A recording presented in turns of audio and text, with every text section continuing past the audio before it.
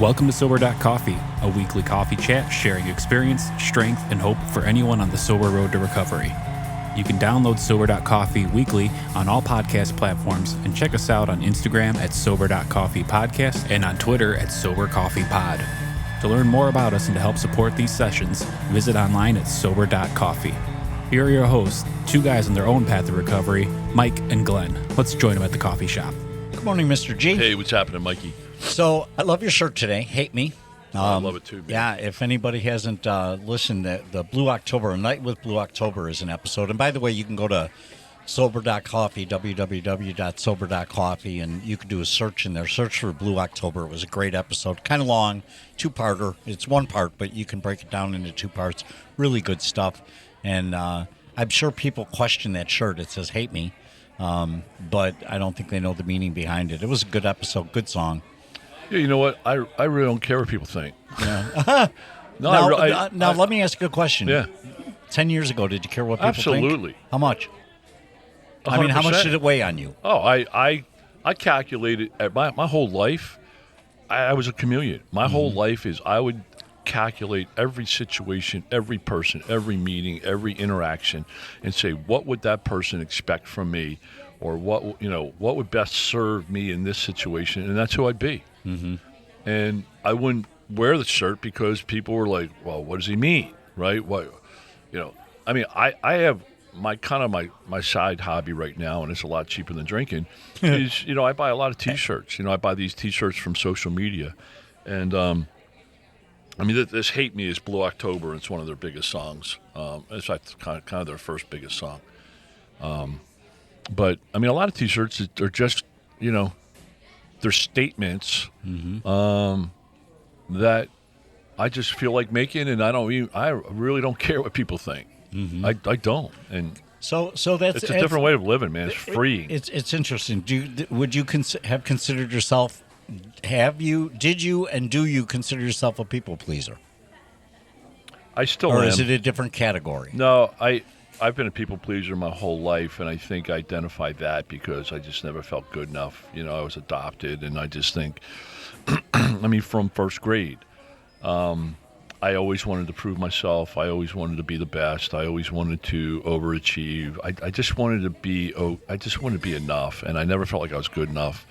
And so I always had to be the best. And when I was the best at something, I said, well, maybe that's good enough. That was the only scorecard, right? And I mean, there wasn't any, like, hey, man, all this sobriety shit, I've been to more doctors, more PhDs, more head shrinks, more therapists, whatever you want to call them. I had a panel of 10 PhDs at Rush for, I was in a program for highly functional people that weren't functioning.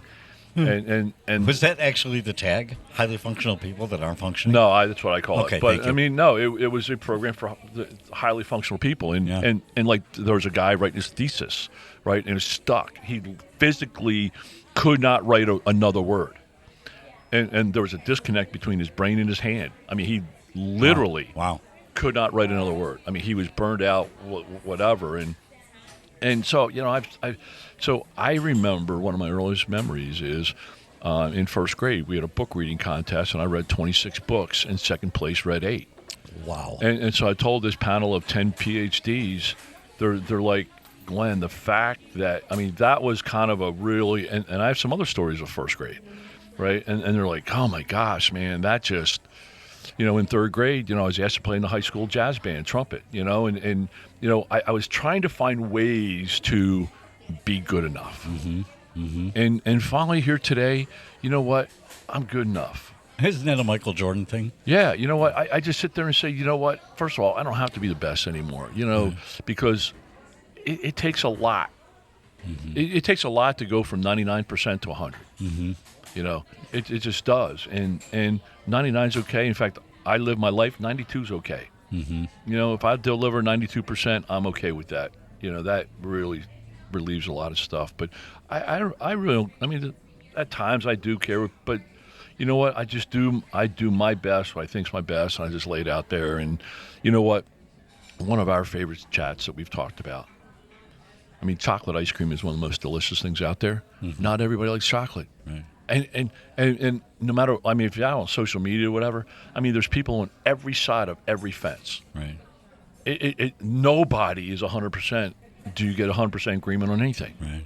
So just do your best. Sign up for what you believe is a good program. And I've signed up for the AAA 12 steps, and I believe in the AA 12 steps and that way to live. I believe in my spiritual path 100% because I have the proof. And if people want to, mock it, if people want to disagree with it, that's fine. They don't like chocolate ice cream. Yeah. You can't argue with the facts. Right. I have a little different bent. So I never had that excel to be to get the stamp of approval. Mm-hmm. But somewhere along the line, maybe it was my stature, kind of a smaller guy, kind of the first one in the let's line up by height. I was the first one in the line, the last one to be picked for kickball. Mm-hmm. But did that bother you being less? Well, were you just used to it? I just got used to it, and I realized I was never going to be good at kickball because obviously the masses had told me I'm no good at kickball. So I didn't even try at kickball. But what I did was I wanted to be liked by the other kickball players. So I would say this people pleaser thing is something that was in me. I think it's something that still is in me. It's still a work in progress for me. I'm more confident in myself and I love the chocolate ice cream scenario. Not everyone's going to like me. Period. End. I mean, they're just not going to like me. They're not going to like the way I come off. Doesn't matter what you do. It doesn't matter what I do. They're not going to like me. They're not going to like my politics. They're not going to like my style. They're not going to like my smile. I'm becoming more comfortable with that notion that I'm not everybody's chocolate ice cream.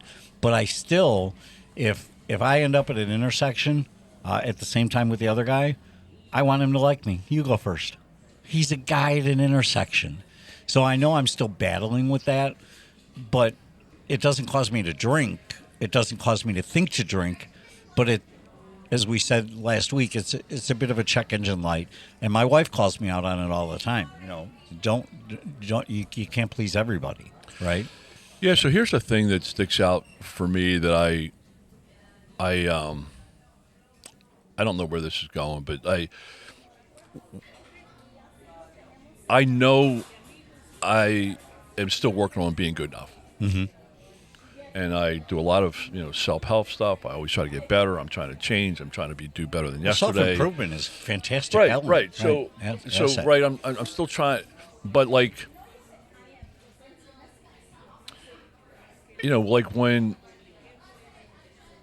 when I go somewhere that requires a tip, right? Mm-hmm. I tend to over-tip. And why do you over-tip? Well, I do it for two reasons. Honestly, because I'm empathetic to the server. That's one of the reasons I do it, because I came up in the service industry. Right, and I've got family in the service industry. Yep. So that's why I do it. But I'm let's confess what it is. I mean, I want them to like me for the next time I'm there. I think that's still in play for me. Do you over-tip in places where you're not going to go again? Yes. So do I. Like I was just out in Vegas, and I you over-tipped tipped the 7-Eleven guy, didn't you? No, I over-tipped my cab driver, right? Right. And I don't know. I mean, I recognize I did it because I'm so hyper aware of everything I do, and I'm like, why would you over-tip the guy, right? I mean, one is, hey man, I appreciate he's. Is that the dude that asked you why you were in Vegas? No, that I did over-tip him. That's hysterical. But I think I'm still a work in progress there, right? I still want to be good enough. And I mean, here's what I have found. And, I talked to my wife about it recently. I mean, she just doesn't get me. I swear, there's times she looks at me and she's like, what in the world goes on in that head of yours? Or both of them, right? Yeah. I mean, just, oh, my gosh, And, right, she's just like, Glenn, why don't you change that? I'm like, I've been that way since I was born, right? Since my first memories in first grade. Mm-hmm. How do you can't change that at 60? You just got to roll with it, you know. But yeah, let's go back to that cab driver in Vegas. Right. Well, Did we tell that story? No, but first of all, full transparency, Mikey's not allowed in Vegas anymore. So True I think, story. Yeah, I think your picture's still at the airport. They True have story. facial recognition. Make sure that you don't walk through the tunnels. We think it'd be best if you left the city. And don't come back. Right. But we, so I'm out in Vegas for a conference, right? And I get there on a Sunday afternoon. I jump in a cab, and the cabbie's trying to be of service, right?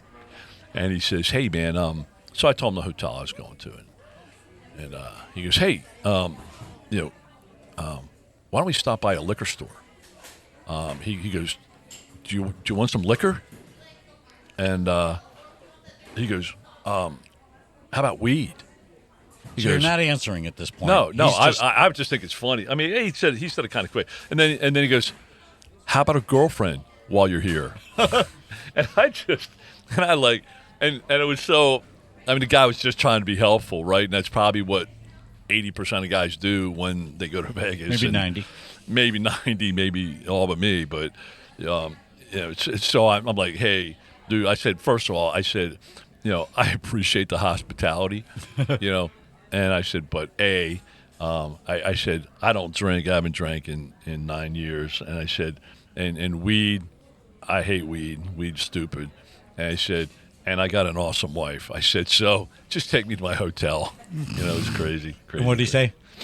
He said, "Oh, okay, yes, sir. Good for you. And he's thinking, what the You're a pastor." heck is this kid's right? He's like, What "What are you is this doing guy in Vegas?" He's like, man? "What are you doing in Vegas?" But man, I'll tell you what. When I was in Vegas, I was, I was up at 2, 3 in the morning.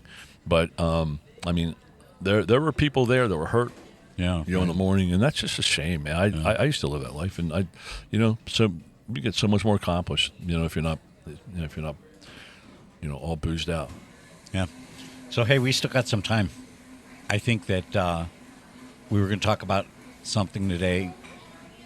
Well, I just thought about, we live life and we talk outside the show, and something that has come up.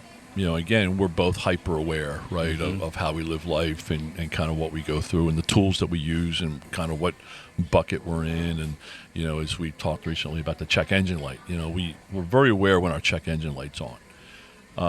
And I think one of the things that just wanted to pop out for a couple minutes is expectations, right? Because our expectations for ourselves and most importantly others, I think expectations, can be the fuel of resentments, right? And I think they're caution flags, right?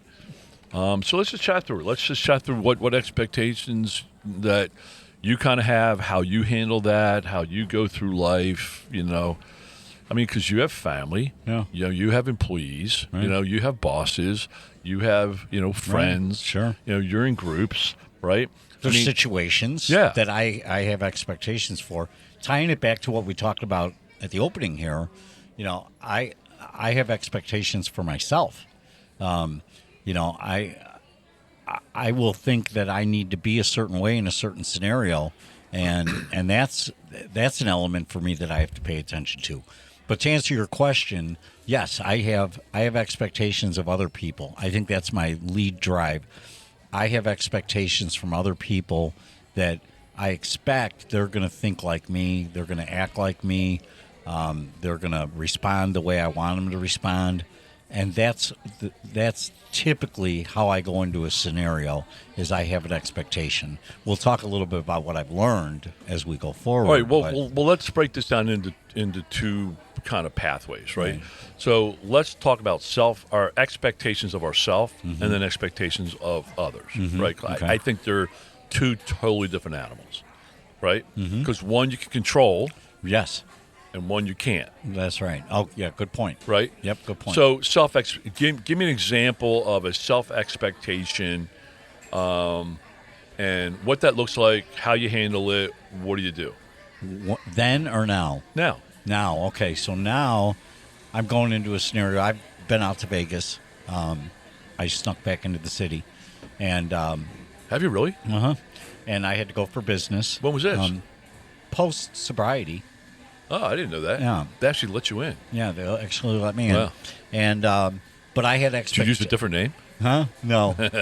I used a different. I wore sunglasses and a That's mustache. awesome. That's awesome. But I guess my expectation there was, I'm going to be confronted with the memory of what was, and I'm going to be tempted, right? So I kind of knew that going in that I'd be in a stressful scenario, right? So maybe this is too impactful, but I walk into many scenarios that I think are going to be a stressful scenario, and how am I going to respond? I'm either going to anxiety myself to death, I'm going to stress myself out, or I'm just going to, as some people like to hear, I'm going to go with the flow, right? And so I find myself often at intersections of how am I going to handle the situation I'm about to walk into, right? Because, and here's the key word, how am I going to handle it? Unfortunately or fortunately, there's always somebody on the other side of the equation. To your point, I can only handle what I can handle. I can't handle the other person. Does that make sense?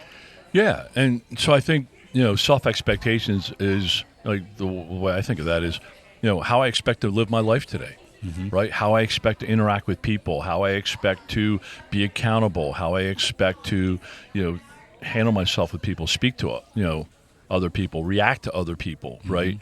Things I expect to do and not to do, right?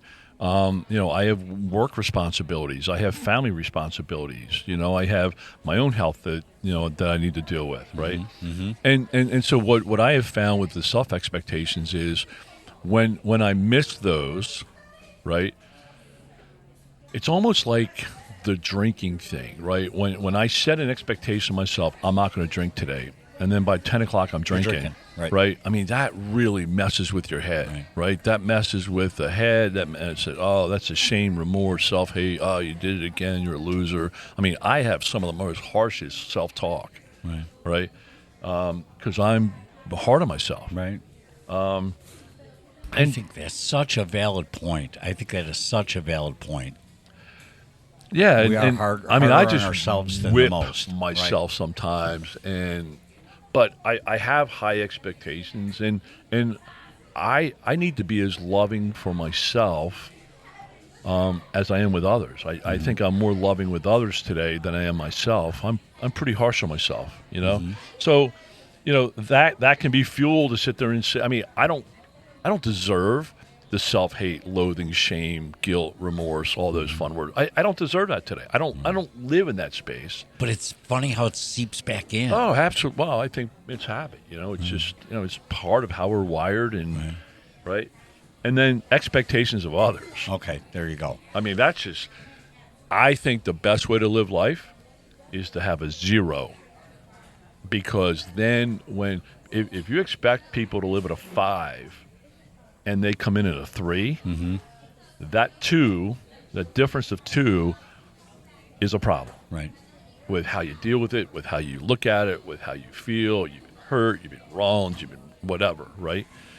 And what I have found, and kind of like the B team, kind of like back of the bus, whatever, metaphor we want to use, I have found living expectations of 0 and people come in at a 2, that's where you love life. Yeah.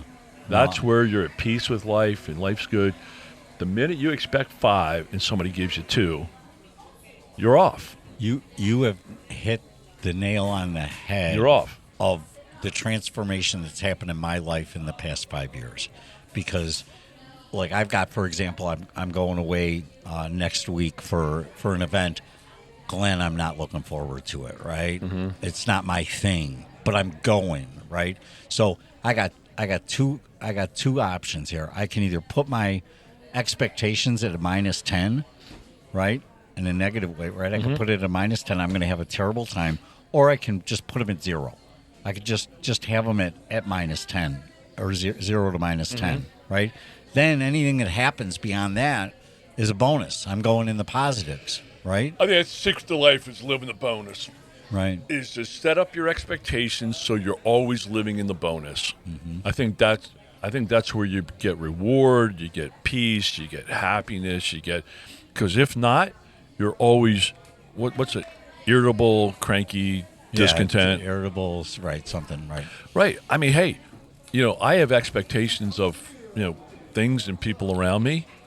Like I don't want to use specific examples, but I got some great examples where I expect, basics, which could be a 1, right, and 0 is delivered, right, and so my approach today is, instead of expecting the 1 for somebody expect the 0, somebody to do something, you know what I actually do? I actually, end up doing it myself, because I'm like, you know what? Rather than expecting them to do it, right, and not do it, and me get cranked and pissed and whatever, instead of expecting 0, I do the next step. I will go ahead and do it myself. right. And that way I'm like, hey, that's done. I know it's done. And you know what? I can't own that person. I can't own what that person does or doesn't do, right? I'm going to live my life. Right. And I'm telling you, it is starting to be freeing. And when you have expectations of people, that can really be fuel for resentments. Yep. Like I have a guy at work, I have expectations, and, a long story, but I mean, in business, you got to have expectations of people, right? Right, accountability. Yeah, and I did a deal, and the right. expectations was at level 10, Right. and they're delivering level 3. And I mean, that, and I got to pick up the load, and that's a heavy load, and so I mean, I've made some adjustments and things to level things out, but I mean, it's a good exercise to kind of think about expectations and where your expectations of others. You can't change others. I mean, one of my favorite lines at work, because, I have a guy at work, and he thinks everybody should operate how he thinks they should operate. And I'm like, dude, alligators don't fly. Like, it doesn't matter how much you think that alligator should fly, that alligator will never fly. Never, never, never. So the problem isn't with the alligator. The problem's with you, because that alligator's not going to fly, And I said, look, there's some things that I do at work that I'm good at, and there's some things at work. You ask me to type some formulas in an Excel spreadsheet or do some pivot tables. I can't do it. Doesn't make me not good at the other things I know how to do. And for you to sit there and expect me to pull up an Excel spreadsheet and crank out these formulas and build out a whole, financial model and pro forma, fly. You're asking an alligator to fly. I can't do it. Right. So, that's just something, and he cranks through his head like, I call it head trash. He just lives in that head trash space because he expects all these things from all these people that they will never deliver. Right. And I'm like, dude, there's an easier way to live. Right. And so I think through AA and through working with my sponsors really helped with this. And I'm like, hey, they. He goes, what are you using the word they for? You can't control them. He goes, what they do is none of your business.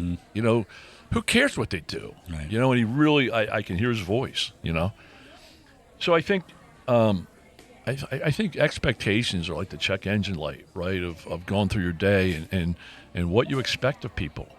Yeah, I love the bonus. I love the bonus. Live it in the bonus, because occasionally, an alligator can't fly. I'll give you that, but they do jump. I mean, they do leap. So if your expectation is their belly's always going to be on the ground, but if your expectation is that alligator isn't going to fly, you'll be pleased when it does jump at the guy in the golf course. Yeah, I mean, it's really freeing to live at 0. Yeah, it really is. Now, there's some things in life you have to expect, I get it, right? I'm not saying, but in general, especially with family and kids, and I mean, God, dealing with kids, their brains aren't developed, and, And, Wait, you're suggesting ours are? Well, yeah, totally. But part of my issue is I expect people to have a childhood like I had, driven and working at 9, and I worked in a drugstore at 12. I made $1 an hour, and then at 16 through high school, I basically worked a full-time job. And then, in college summers, I worked myself through college. In college summers, I had 2 full-time jobs, and right, that's my life. That's your life, right? right? And that's what I know, and that's what I know to be successful, and I know what that delivers. And then when I see people around me that Right. lay around all day and Right. don't do anything. I mean, that's a big gap. That's a big gap. Yeah. From 0 to 100, right? Right. And you know, it's hard, but you know what? Alligators don't fly, and you can't change other people, Right. and so the only thing I can change is me and my own expectations. Love it. You know, and we have a brother, Big Bill, man, who's really helped me with that. You know, really helped me understand what I can control and what I cannot control. And I can control me, and I control my expectations. And I mean, 0 is 0. And I'm very aware when I say, you know what, I expect 5, but let's operate at 0. Yeah, right. And then I get 2. And then I'm like, hey. That well, worked out pretty well. yeah, I'm like, hey. I only put half the dishes in the dishwasher. I got 2, you know? Yeah. Excellent, man. Good stuff, Glenn. So I don't know, man. I think we have high standards for ourselves, and we need to have grace with ourselves. Grace, all right. And certainly we need to have grace with others. And I'm telling you, expectations are fuel of resentment. So the more you lower them, the better life is. Let's go live it. Go live it. Thanks man. brother. Bye-bye. Thanks for joining us for today's coffee chat. To contact the show, email us at podcast@Sober.Coffee. If you need immediate help, the AA hotline is 800-839-1686. The National Suicide Prevention Hotline is 800-273-8255. Remember, Mike and Glenn are sharing their own journey on the path to recovery. Any suggestions, medical or otherwise, are their own experiences and should not be viewed as professional advice. See you next week, and remember, there is a solution.